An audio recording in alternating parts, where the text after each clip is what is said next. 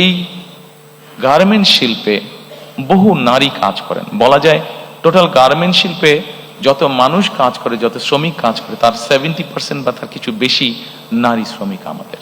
বর্তমানে দেশে বেকারের সংখ্যা 27 লাখের বেশি।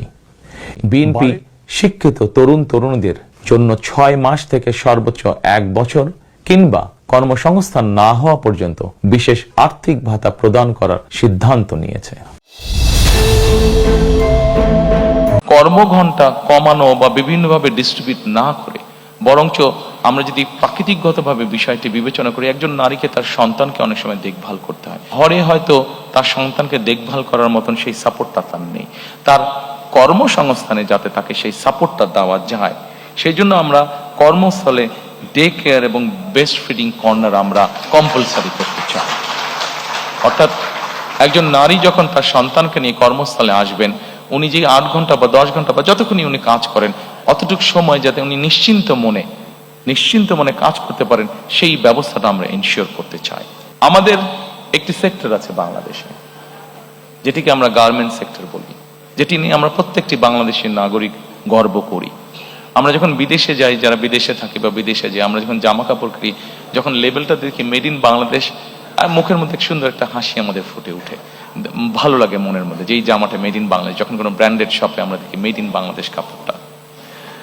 এই গার্মেন্ট শিল্পে বহু নারী কাজ করেন। বলা যায় টোটাল গার্মেন্ট শিল্পে যত মানুষ কাজ করে, যত শ্রমিক কাজ করে, তার 70% বা তার কিছু বেশি নারী শ্রমিক আমাদের।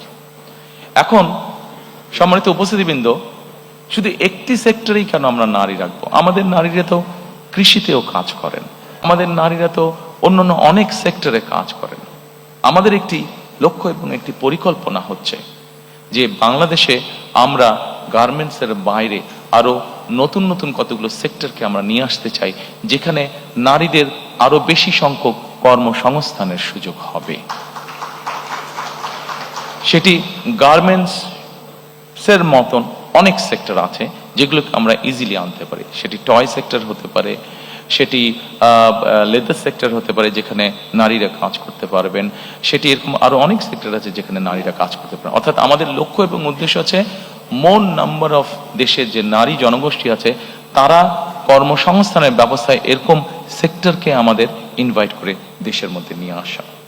প্রিয় সহকর্মীবৃন্দ, আমরা বিশ্বাস করি, সম্মানিত উপস্থিতিবৃন্দ, আমরা বিশ্বাস করি যে একজন নারীকে যখন আমরা কর্মসংস্থানের ব্যবস্থা করে দেব, স্বাভাবিকভাবেই প্রকৃতিগত কারণ হিসাবেই তাদেরকে আমাদের আরো কিছু ব্যাপারে সহযোগিতা করা উচিত।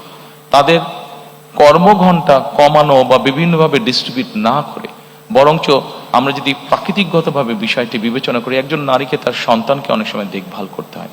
হয়তো ঘরে হয়তো তার সন্তানকে দেখভাল করার মতন সেই সাপোর্টটা তার নেই, তার কর্মসংস্থানে যাতে তাকে সেই সাপোর্টটা দেওয়া যায়, সেই জন্য আমরা কর্মস্থলে ডে কেয়ার এবং ব্রেস্ট ফিডিং কর্নার আমরা কম্পালসারি করতে চাই।